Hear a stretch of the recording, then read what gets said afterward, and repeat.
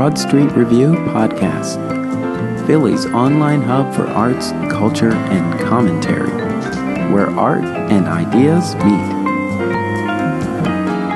I am your host, Darnell Radford. Today on the podcast, LaNeshe Miller-White, Executive Director of Theater Philadelphia, stops in to talk about the 2021 installment of Philly Theater Week, presented April 22nd through May 2nd. This is the first interview I have had with LaNeshe since accepting the position of Executive Director in August 2020. Here is my interview with LaNeshe Miller-White for Philly Theater Week. And welcome to the podcast. I'm your host, Darnell Radford, and today I'm in the virtual studio, and I am looking at viewing. I haven't figured out the right way to say this thing. I'm staring at a screen, and on the other side of this screen is the Theater of Philadelphia Executive Director, LaNeshe Miller-White. LaNeshe, welcome back to the podcast. It's so great to finally get a chance to chat with you in this new role. So welcome. Thank you. Glad to be back. I think about the many times we've had conversations, and I always walk away with a big smile on my face saying like, yes, that was a good one. So it's great to finally get some time to catch up with you. And so here we are, it's April. We're right on the heels of Philly Theater Week, and you took the helm as Executive Director of Theater Philadelphia in August, in a very trying time for any incoming leader. And so I just wanted to know, how has it been?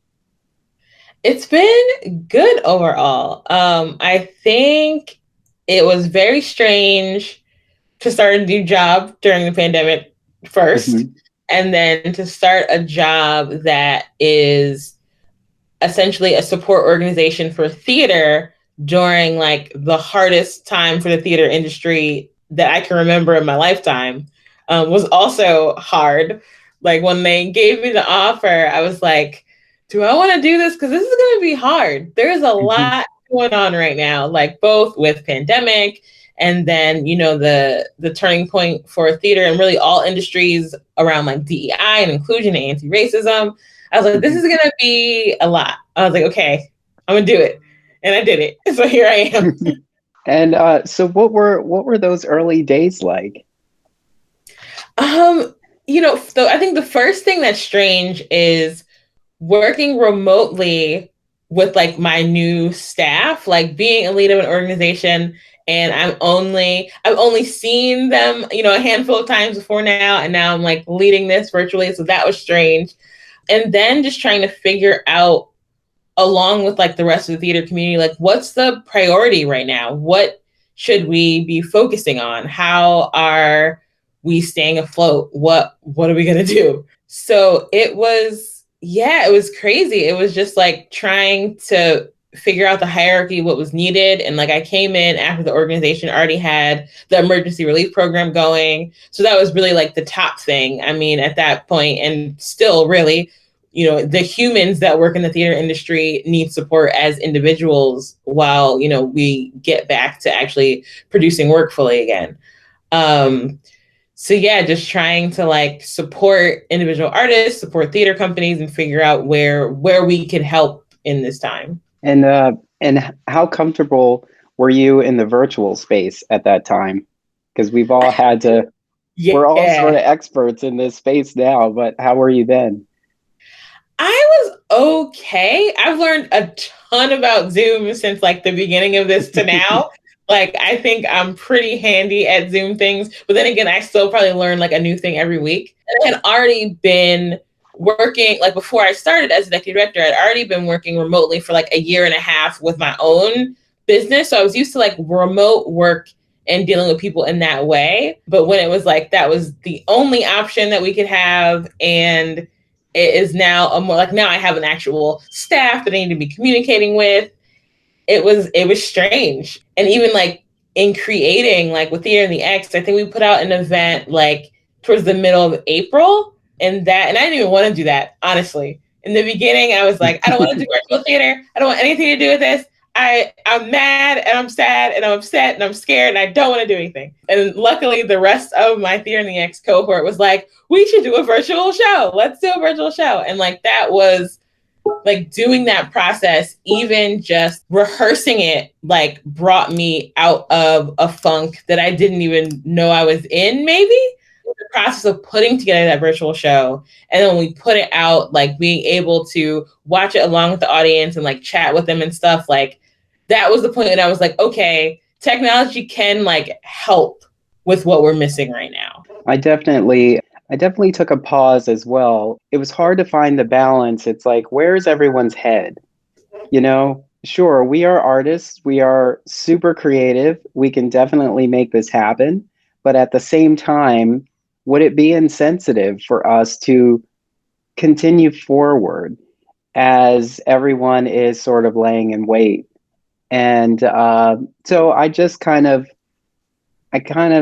just sat back and observed. And when people reached out to me, I gave them the platform, and I figured that was probably the good balance of I'm clearly sporadic now compared to how very active I was before, but this is all understandable because of what is going on. And I feel like a lot of people can relate to that. Yeah, I think everyone had their own time with it. I think some people needed a moment like me, and some people the next day after the shutdown had like a YouTube show. So it all varied. It's like, I was going to go live in 2 weeks, but I guess I'm going live today. Yeah, it has been really exciting to see what creativity came from individual artists mainly, and the organizations who were already accessible by the technology that, I was thinking about. Their production teams are already technically savvy. So yeah. I'm wondering what they're all thinking about in terms of, oh no, we could do this. And maybe there were organizations who had a backup plan, but didn't have the adequate rights, for their backup plan. Big problem. Yeah. Yeah. Is that's there's so many layers to like even virtual producing, and all of those layers will play into like when we can open back up. Because that was another thing that I encountered for the first time when I first started in this position that I hadn't dealt with before, was all of the rights when it comes to either equity or rights from publishers. And like some people had stipulations, you cannot do it virtual. Like we don't want that. So there's so many like layers to get through for this like current producing model. So now we're here in April, and Philly Theater Week, Philly Theater Week is fairly new, as a project. And, it showed so much promise at its original launch. And we were raring to go as we were told to kind of shelter in place. But now we're back. So let's talk about how do you even begin to plan a theater week that isn't about one particular organization, but an entire community? Yeah, so I always loved Theater Week. I have participated all of the years. And so I know it was a program that I wanted to keep. I also knew that with coming in August and with where we were in the pandemic in the winter, that it was not going to be in February as it usually is. But it is such a like communal effort and communal celebration. Like I don't think there's any other time period for theater presentation that really covers all the areas of our community. You've got large institutions, mid-sized institutions, independent producers, independent artists, industry events. There's nothing else that has all of those things. And so I wanted to still make sure that we could do that. Just one, to like remind audiences, like we're still here, producing is happening, theater is happening. And also for us to have another instance where us as a community could feel like we were all kind of doing something together. So, you know, folks are sharing their shows and the other shows and sharing Philly Theater Week in general. And it just feels nice to, especially as, you know, we're making strides in vaccines. And so people, even if they're doing virtual shows, people can actually like film them together and feel safe. So yeah, and I'm really happy with like the participation from presenters, because I didn't know how many people were going to be interested in it in this format, or what capacity people are going to have to be producing right now. And I was really happy that we got like 75, a little over 75 different events, even like in this time. My goal was 40. I was like, okay, if we can get 40, that's like half of what's usual. That would be good. And then like the weekend before, the submissions closed on a Sunday. And so that Friday, I don't know, we had like 25, and I was like, okay, we're kind of on track. And then we came in Monday morning and all of the last minute stragglers had come in and we were at 70 something. That's awesome. So that was really good and made me happy that people still wanted to participate and were like engaged in still doing this even now.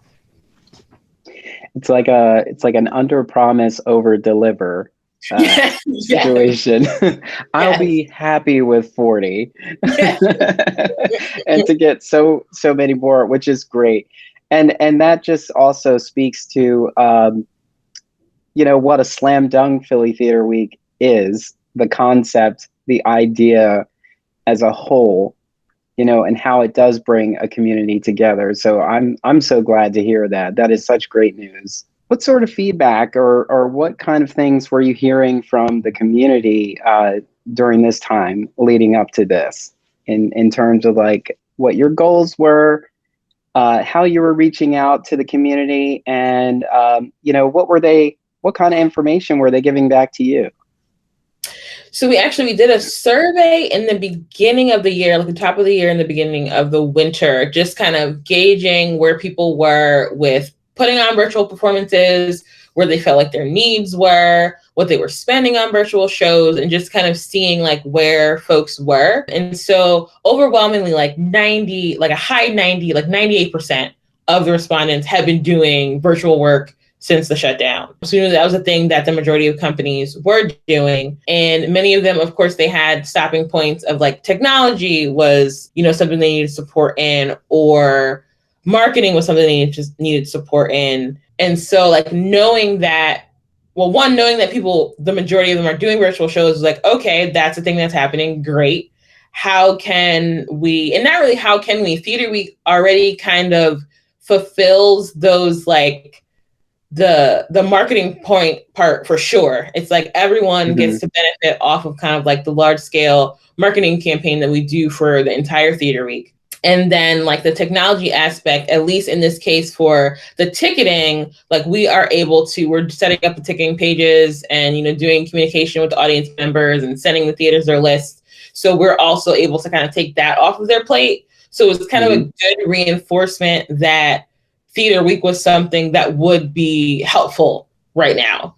So that was good to know. And I think by now it feels like, just anecdotally, folks have kind of gotten more in their groove of virtual performance and however that they're doing it, you know, whether that be technology or what platform they're going to use and things like that. And it's all also so broad. So that was like the one challenge of it. Or I don't know, it's either a challenge or it's very exciting that like everything in Theater Week is different. Like how you access shows is different from one to another. Yeah. How, you know, the viewing experience, whether it's live virtual or pre-recorded virtual or outdoor in person, like all of those, it's all kinds of formats. It's a choose your own adventure, which is like partially a challenge on the administrative end for us, but also really exciting for audience members who are trying to figure out how they want to experience things. And a showcase also of what virtual theater is. Like it can be very different. You can be watching something fully produced and filmed with 2 cameras. You can be watching an artist in front of their camera live. You can be watching something pre-recorded. Like it's all over. So yeah, kind of getting a sense of where people are right now in that virtual production trajectory. Yeah, it's sort of like we had a I don't want to say temporary, but we had an unofficial definition of what virtual theater was or is. And up until now, what we had seen was well polished, recorded experiences, Mm-hmm. you know, that were set in the proscenium or the stage design and giving us that. But then throughout this year, we started to see more creativity, like smartphones were helping to tell the story, and Mm-hmm. we were seeing from different angles, camera angles, which I thought were really great. And there were pieces that felt like a totally different world. Like there was a production that was set in sort of gamer culture, and that's a world that's very comfortable in this space, but Yeah. isn't necessarily theater, or we didn't really see it as theater. And maybe we see all of that as theater now, but it is a general kind of collection of entertainment, We're talking about D-pad. Yes, I D-pad. wonder how D-pad would even look on a stage after seeing it Mhm. virtual, because it worked so. And those have been my favorite ones. Definitely my favorite virtual shows have been the ones that are produced for the medium. Like Mhm. that made complete sense. It made complete sense that I was watching them on my screen and that they were interacting with each other through their screens. Like that made complete sense. And those have been some of my favorite ones that are like either written or rewritten for the format. I feel like Yeah. those are that's the coolest use of like technology and the limitations that we have right now. As you said, for the medium, which is key, do you see a way that Theater Philadelphia can help foster this medium in the future while celebrating and continuing to support the theater that we know and love? I think we'll have to. I really think what I keep imagining is that like the virtual parts of people's seasons will kind of become like the next thing next to the black box. Like you got your Hmm. main stage shows, you got your black box shows, and then you have your virtual shows that are maybe it's something more experimental or something that is like from a newer playwright or something like another. It is essentially another stage that can be used, and I think we should not like drop this tool that we've picked up this whole time. Hmm. And so, since I expect that theaters will continue to use virtual, I intend that like Theater Philadelphia will also be supporting in that, because now it is a part of theater. It's a part of theater producing. Like that is going to be one of the ways that we can do it. And I definitely don't think, I hope no one like completely throws virtual to the side after this. Like we'll probably have PTSD. We'll be like, no more computers. But like when it comes to access, when it comes to just availability, both from audience perspectives and from producers' perspectives of being able to produce something, I think it's a valuable thing that we've picked up. And Yeah, so I imagine it being a part of kind of all of the types of theater that Theater Philadelphia is promoting. yeah. And not to mention the ability to, I mean, you said excess, but the ability to extend beyond the region, and it not Exactly. just be about We that do we are 35 is the 35. Okay. normal, like, yeah. We do Yeah. 35 as far as like Theater Philadelphia's coverage area. But yeah, that was another thing that I was hoping would happen, is that we would be getting Theater Week registrations from like outside the region. And we are, and that is cool. I've seen Connecticut, Tennessee, California, like people from all over are like registering for shows. And that's also really cool. Like, why not? This is a chance that we can do that. There isn't actually geographical limits. So it's like, yeah, I'm excited for Philly Theater Week to be like national.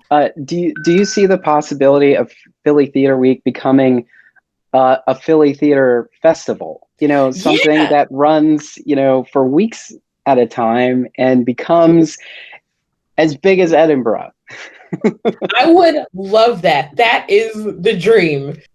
My my internal dream is that Theater Philadelphia becomes like the, what would be a comparison, like the Visit Philly of theater, like that we do pull in people from outside the region to participate in the theater that we're producing, because it's so good, it's so dynamic, it's so diverse. Like I love Philly's theater scene. And I think we should have the potential to bring people in for that. And especially already being in a tourist destination, like the more that I can help like theater, regional theater in this region be a thing that people do when they come to get a cheesesteak and run the Rocky Stairs, like that's my goal. Yes. And I'm seeing, and while there are some organizations who are justifiably still on intermission, I can't help but think they sort of have the resources to actually usher this in with some consistency. You know how people in the region, their access to the rest of the community sometimes is through one of the larger organizations. Say like Walnut Street Theater. Like you may need to be aware of a Walnut Street Theater production before you're aware of a Theater Exile production or an Interact production. And so I'm really interested to see what organizations at that caliber, at that level, and the Kimmel Center as well, to see what they end up doing in this space that is complementary and supportive of the rest of our community because of their ability to reach further than so many of our organizations. Yeah, I mean, that would be the hope. And it has been interesting to see like larger entities who are just like, all right, that's it. Our doors are closed, fences are up, and we're going to hide in our shell until this whole thing is over. Which is unfortunate because, as you said, like as far as the visibility, the larger organizations can only help bring visibility to the rest of the theater that's happening. And so we'll see how that ends up rolling out. I mean, we've seen the Kimmel's plan, which has its own issues.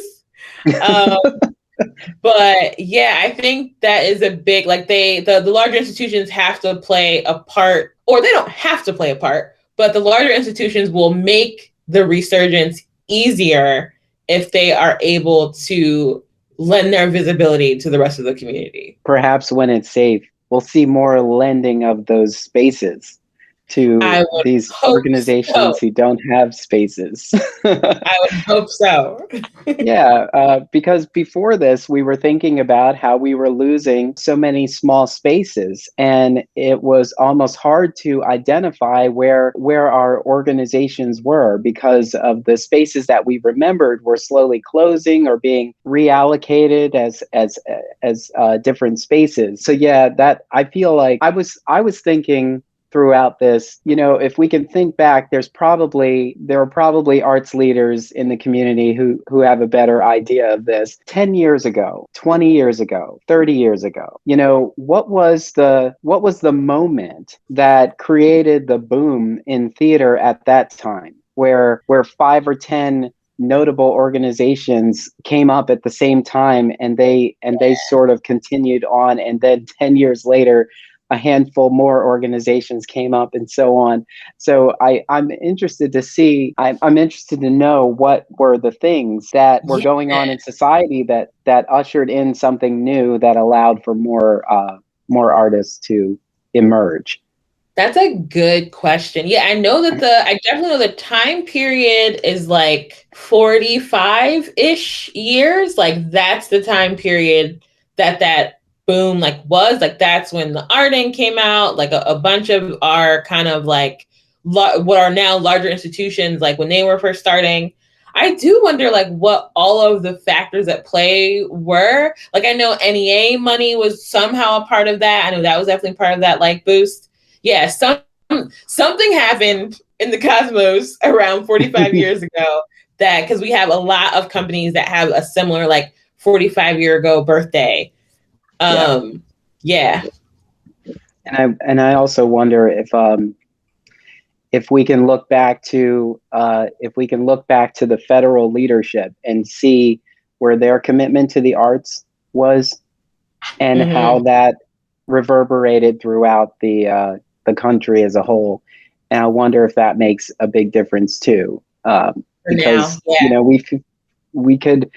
you could argue that Hamilton is a juggernaut in itself, but it did get an Obama bump. Oh, sure. Absolutely. So, Absolutely. you know, maybe I don't know what would have happened if Obama had invited them to the White House, so that we could see, what Lin-Manuel Miranda was working on, and and they championed that, and now everybody has to see it, which is, why Kimmel returns with the choices that they've made. Yeah, that's true. That's true. We're being so cryptic. It's so fun. I know. I love the subtext that we both understand is happening. So, when we think about the lineup of Philly Theater Week, what were some of the offerings that either surprised you or excited you about this lineup? What is in this Philly Theater Week that you didn't necessarily expect, but you are pleasantly and warmly welcoming in, as part of it? Let's see. I knew Nocturne was coming. So I knew Nocturne was coming, and that's probably one of the most exciting ones because it is a Mm-hmm. drive-in theater production. So that is like, I'm really excited about that. All because it's a drive-in, and because of course Walter, who's co-founder of Theater Yes. PX, leading in it. I think we have two like birthday party celebrations, one for Shakespeare and one for August Wilson. So like Yes. that is nice. Yes. Having those two counterbalances there. Shows from Temple. We have two shows from Temple, two musicals from their musical theater program that were nice to see in there. Just to like, one, because I wasn't sure like how college theater programs are going currently and how that even producing Yeah. model is happening. So it was nice to see those two shows in it. Wilma's Fat Ham is in it, which is exciting. Mm-hmm. After seeing, I was like watching them on their journey to filming it when they were in Virginia. Cool or unintentional things. There's a virtual Renaissance fair. There is. That was exciting to see. And that was one of those things that I saw. Hummingbird started those, I feel like, really shortly after the pandemic. Like, that was one of those things that I was like, I am sitting here, like, having a whole midlife crisis about this situation, and they have put together a digital Renaissance fair. I was like, what am I doing? So it was exciting to see that there was going to be a nightlife Renaissance fair in Theater Week, because just like I've been seeing them producing it, and it was a thing. And that is something that came from the pandemic. Like, that program they created because of the constraints of the pandemic. But also, in this case, the constraints are also strengths, because you don't have, like, when fire twirlers and things like that require different sorts of insurances and such when you're doing them in an actual building, are much Yes. easier to pull off for a small producer virtually. So that's really exciting. Yeah, there's a lot of cool and unique stuff. Audio, like, I hadn't even thought about audio only like productions. We have a handful of ones that are just audio plays. Mall Bodies is one where you are supposed to listen to it in a mall. So Yeah. it's like a site specific, but choose your own, like, you choose your own mall and choose when you're going to go see it, or when you're going to go listen to it, but you're supposed to do it at a mall. Like, all of the different formats. Like, I kind of knew that everyone was doing things in so many different ways, but to have to like collect them together and like look in the like format spreadsheet column and see all of the different types was just like, this is crazy and great. Yeah. I think it's going to be interesting to see to experience the lineup of Philly Theater Week as an individual artist in this space, because these are all examples of what you can do as an individual artist, or Absolutely. with a small group of collaborators, and not necessarily have to worry about the infrastructure that some of the larger organizations have to worry about. Like, they are definitely concerned about their brick and mortar, and like you said, the insurance that's attached to keeping those spaces safe. Whereas a small group who, hopefully has renter's insurance could take over a room in their house and really tell an engaging story that holds us together. And that could be something that an individual could do with great consistency, Yeah, that absolutely. continuously keeps them activated. Yeah, it's really, we're in a, now, of course, quality is going to vary by resources, but as Hmm. far as being able to produce theater work right now, the playing field is a bit leveled. Like everyone's, especially before like the last few months where people started actually like toying with things that are like in person outdoor and things like that, like everyone's venue was online.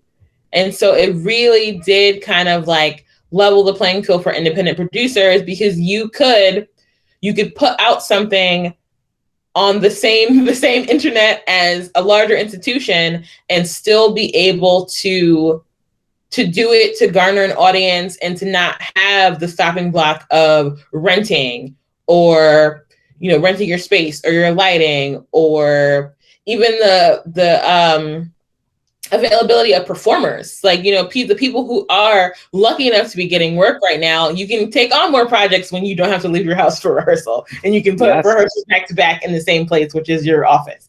yes. So I think it certainly has leveled the playing field for producers of all sizes for the platform for everyone to have to be online.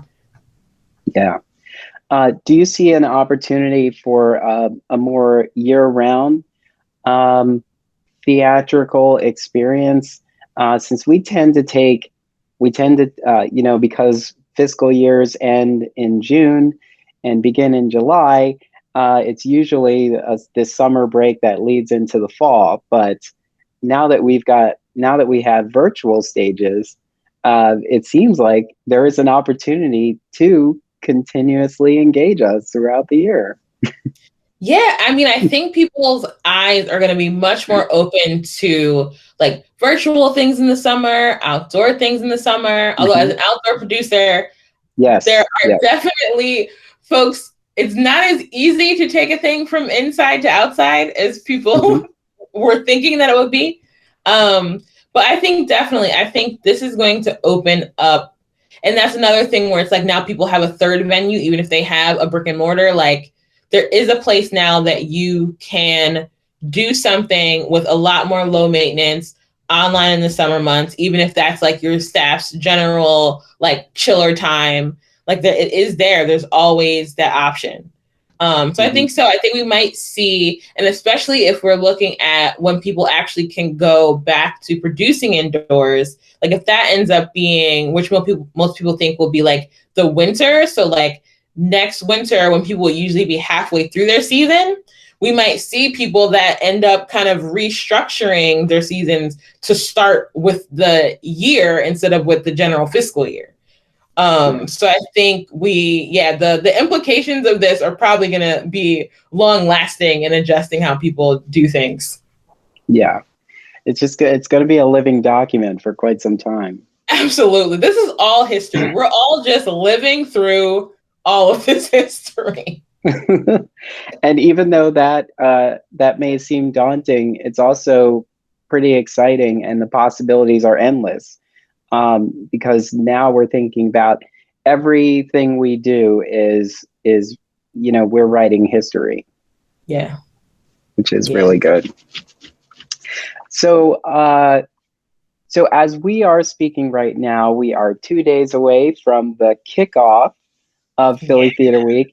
And tell us what we can expect from this virtual kickoff Yes. So at celebration. the kickoff, we will have 12 different companies who are going to do 5-minute snippets of their shows live. So that will be very exciting. We're also going to do a little trivia in the beginning. And there will be prizes. We are going to be giving away some dumpster fires, which are candles by local artist Jenna Quersey, a passion and a business that she picked up during the pandemic. And Mm-hmm. so we will be giving away some dumpster fires. We'll be doing some Philly Theater Week trivia before we get into the showcase of things. So 11th Hour will be doing a little snippet. Hummingbirds will be doing a little snippet. Phoenix theaters. So we have 12 different companies who are going to do like 5-minute teasers of their shows to give people, if you haven't picked your shows yet, maybe something that is in the kickoff piques your interest. And then we'll do a toast and we'll go off to Experience Theater Week. I also think the side gigs of the that the artists have popped up, that have brought to the forefront over this past year. They only speak to the resilience of this community. We have, celebrated artists who are now, pie makers. Yes.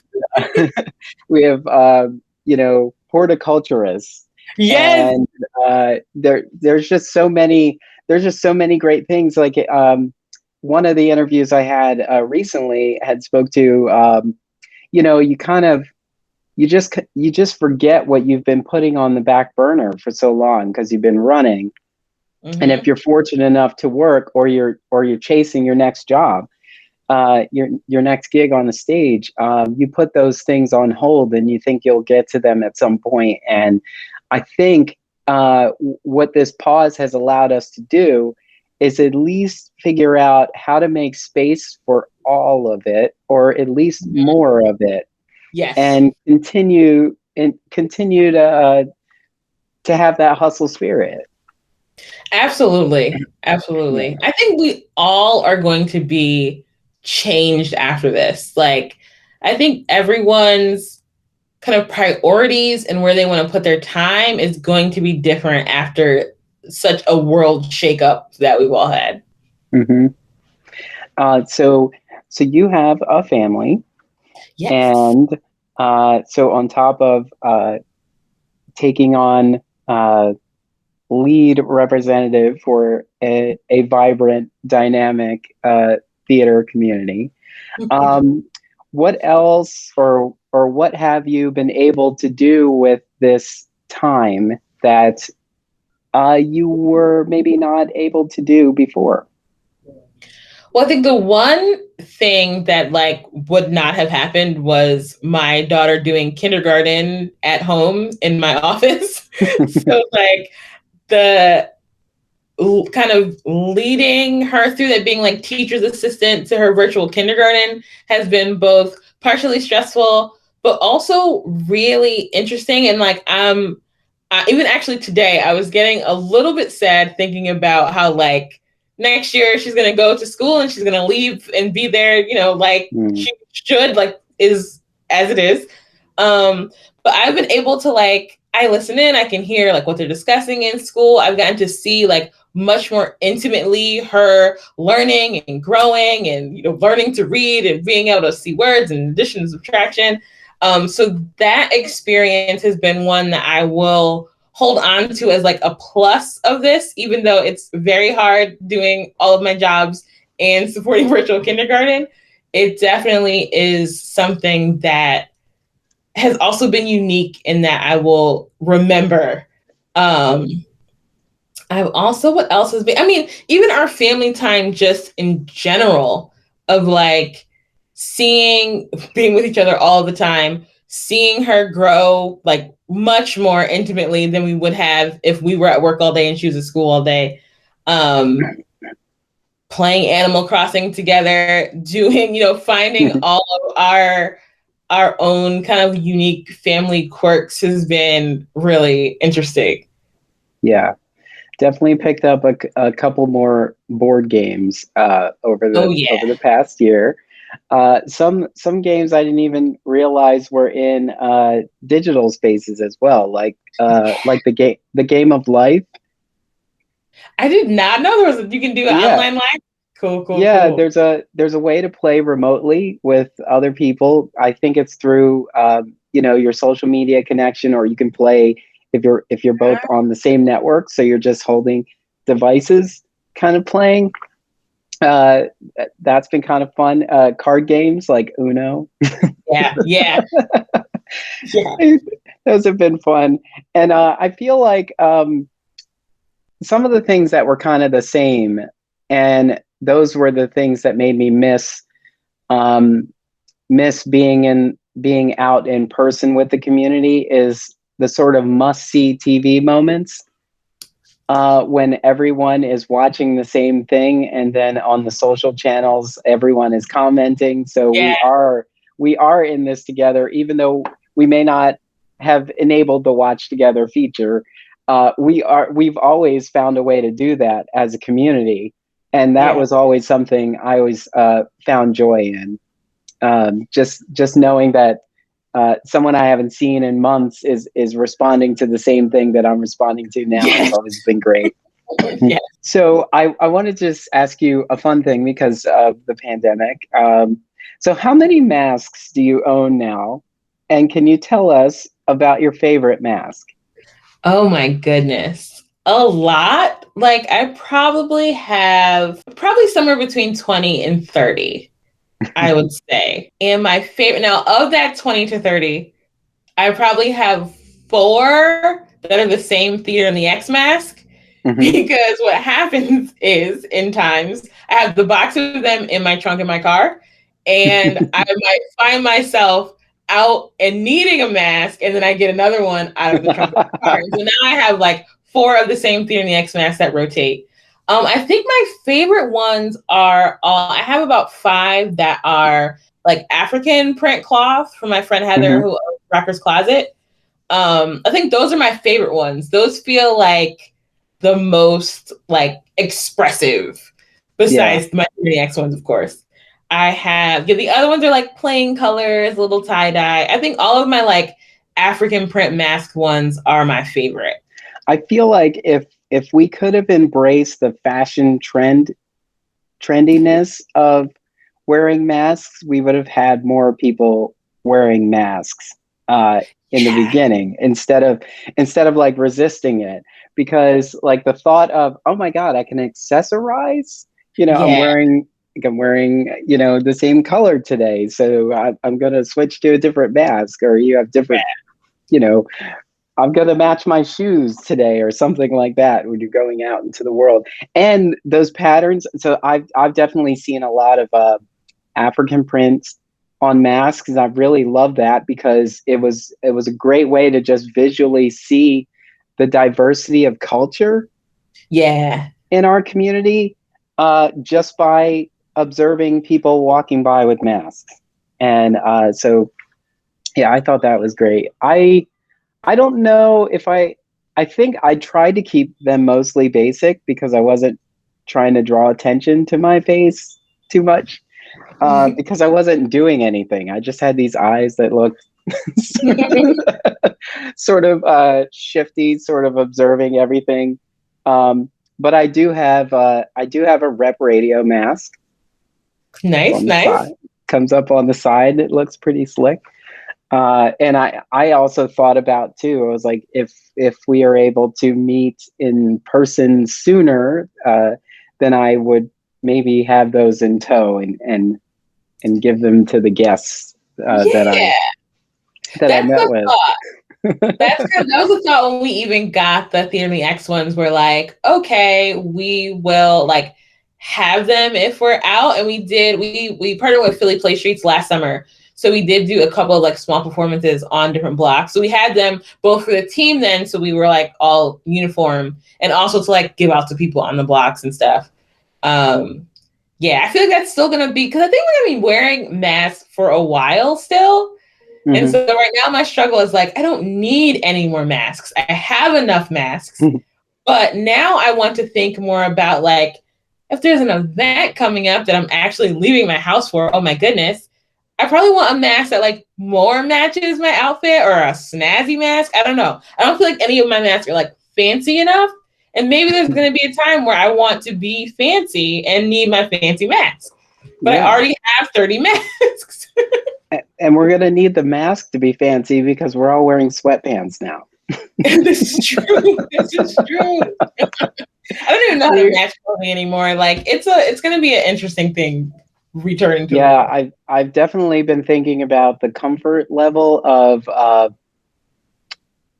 my clothing. Like there were things where I was just like, I don't need these anymore. Oh And yeah. you don't even realize I've maybe you realize that there was something that you put on because you wanted to give level of professionalism, of respect, but you didn't necessarily feel that comfortable in it at Yeah. all. You A know, lot and of that maybe got tossed early on, where I was just like, I'm unwilling to be uncomfortable anymore. Like, I don't know what I was doing when I was wearing this before, but like, I'm not going to be uncomfortable. That's gone. yeah. I read an article that said, you know, when we start to venture out into the world with more comfort, we're going to see a lot more brighter colors, Yeah, because people are going to be looking forward to having something on that isn't just blending in. It's like, we're yeah. out here now, so you We're gonna know. be wearing ball gowns to the movies. Like, it's gonna be like, I'm here.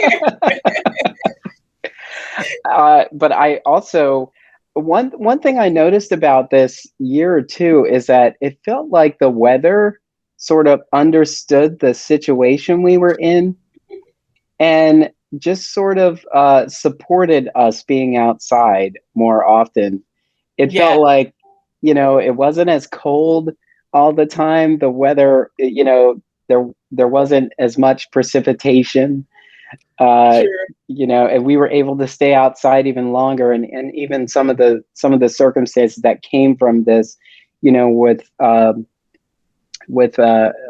many people in our community being displaced from homes and whatnot, it felt like, you know, if there were a time to try to figure out what's next, like right now, this moment was a good time because it could have been Yeah, worse, for some, at least here in this area. yeah, I So think so. I would always try to find the positive to the situation that we're in. Like it could be worse. This weather could be terrible, but it Yes. wasn't. Can you think of anything that you miss about uh, the theater community before 2020, um, that was kind of like commonplace for us that you hope will return to the community as we continue to grow into this community that is now aware of the challenges that we have um, before us? Yeah. I'm so I, cryptic. I don't know why. I mean, on a like one thing I didn't realize was so a part of the theater going experience for me, which I guess I should have like realized, was the communal nature of it. Like, I have Mhm, watched some great virtual theater, but like what's missing is talking to people at intermission, talking to people after the show, mhm. collective gasps, collective laughs. Yes, Like, yes. I can't wait to be in an audience. Well, I can wait, but I am looking forward to being in an audience with people again, and sharing that collective experience when viewing theater.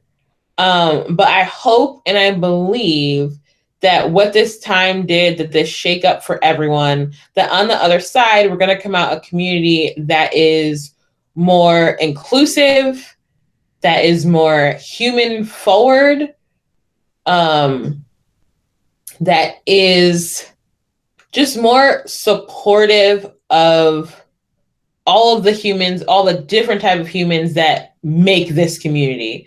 Like, I'm hoping that on the other side of all of the things we've had to grapple with throughout like the last year and a half, that when we get back, we're going to see the result of us like tapping into each other's humanity more.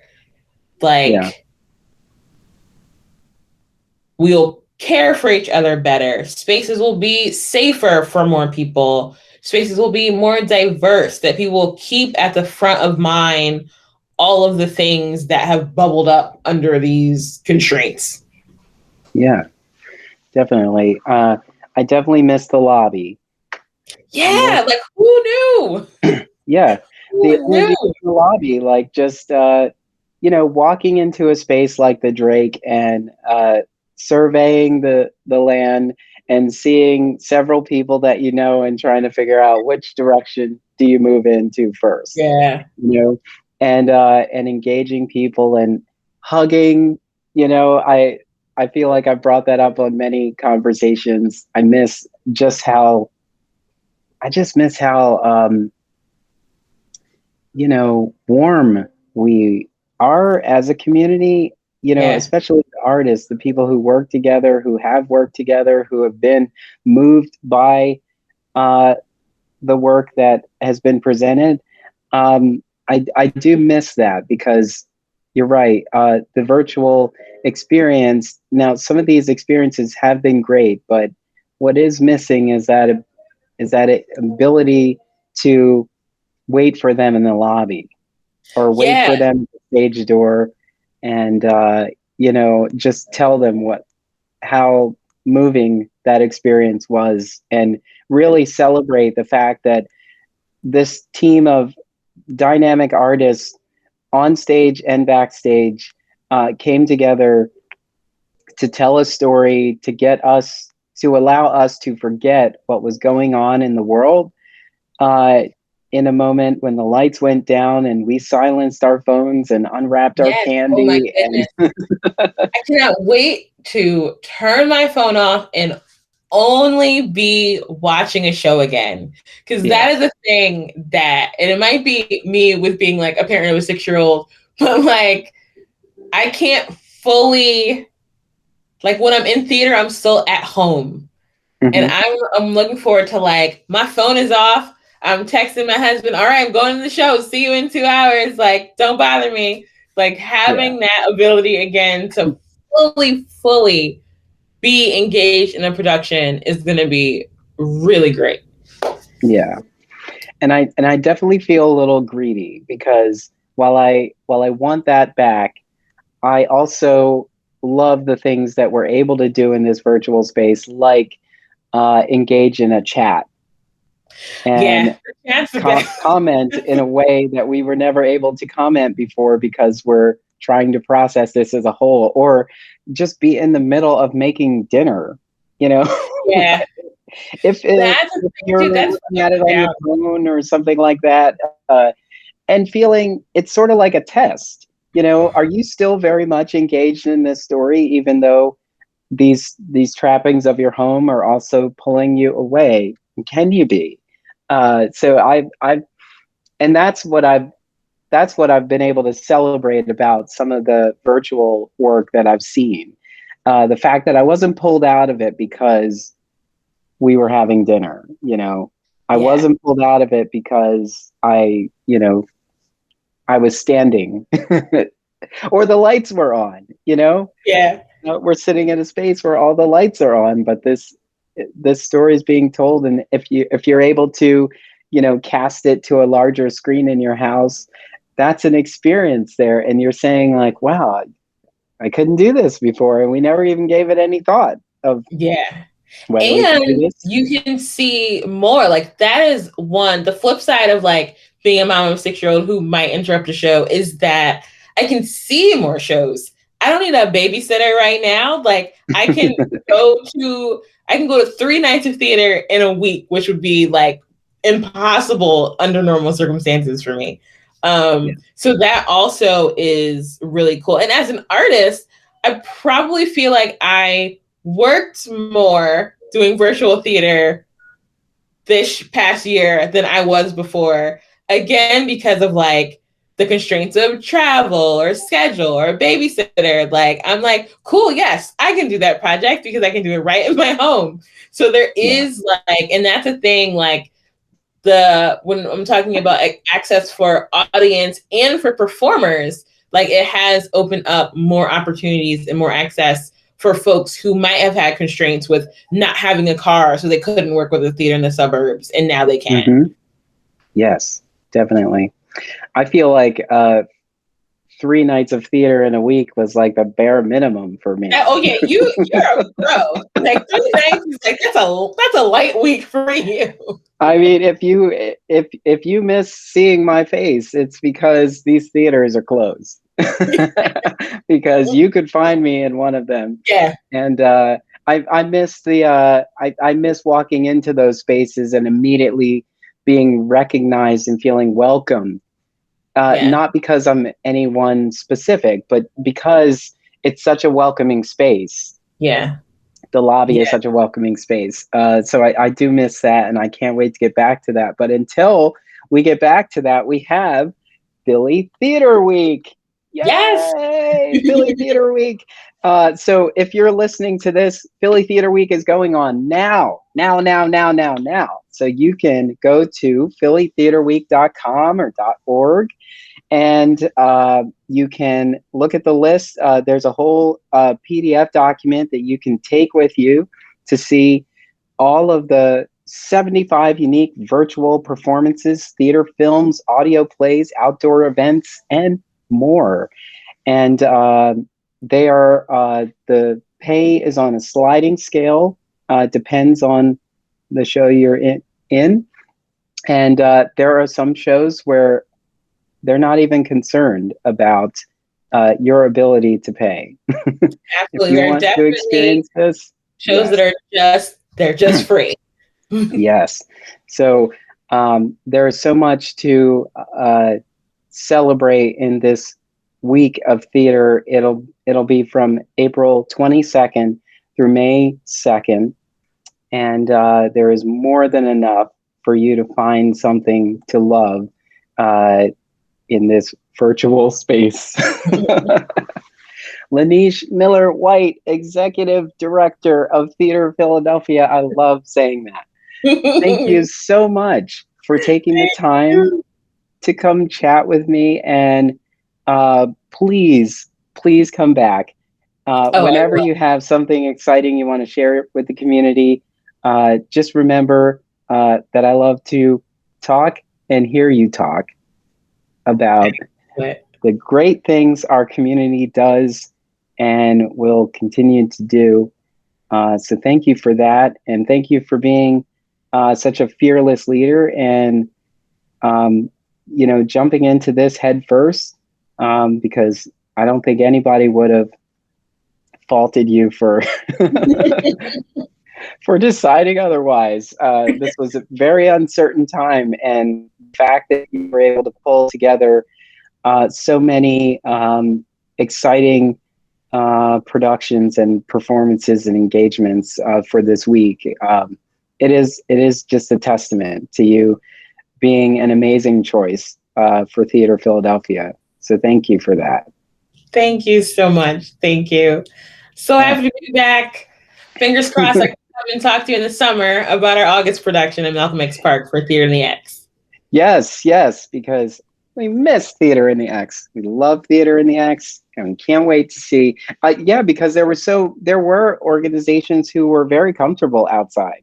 Yeah, that's our whole bag. We're ready to go. We just need these numbers to stay down, and we can be out there.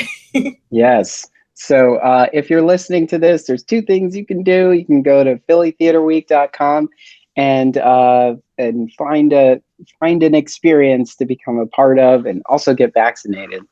Wear a mask, do all that stuff so that we can get back into those spaces and be this wonderful, loving community in person again, like we all miss and can't wait to get back to. Again, LaNeshe, thank you so much for taking the time to come chat with me. Truly a pleasure. Thank you. Head on over to our website at www.broadstreetreview.com and click Get Involved at the top. While you're there, help keep us running and click Contribute to find out how. Connect with us on social media, on Facebook and Twitter at Broad Street Review. Thank you for helping to keep the conversation going.